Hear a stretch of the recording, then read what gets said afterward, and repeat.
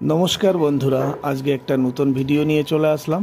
আজকের ভিডিও হচ্ছে point bit checking, আর এটা সাধারণত সিগন্যাল ডিপার্টমেন্টের কাজ। আর দেখতে পাচ্ছেন এই পয়েন্টে দুটো রেল আছে। ভিতরে যে রেলটা আছে টাং রেল, আর বাইরের রেল মোটা রেলটাকে বলা হয় স্টক রেল।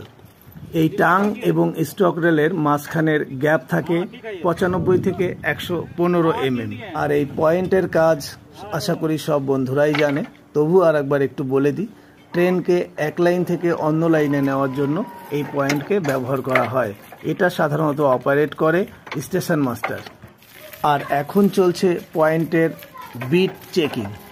পয়েন্টের বিট চেকিং করা হয় সাধারণত প্রথম 5 mm বিট দিয়ে, তারপরে 3 mm বিট দিয়ে চেকিং করা হয়।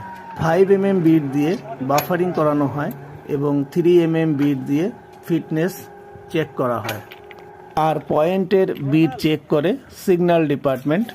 এই কাজটা হচ্ছে সিগন্যাল ডিপার্টমেন্টের কাজ, আর বাকি কাজগুলো সব ইঞ্জিনিয়ারিং ডিপার্টমেন্ট মেনটেনেন্স করে। মূল কথা হলো সিগন্যাল ডিপার্টমেন্ট এবং ইঞ্জিনিয়ারিং ডিপার্টমেন্ট একসঙ্গে যৌথভাবে এই পয়েন্টকে মেনটেনেন্স করে।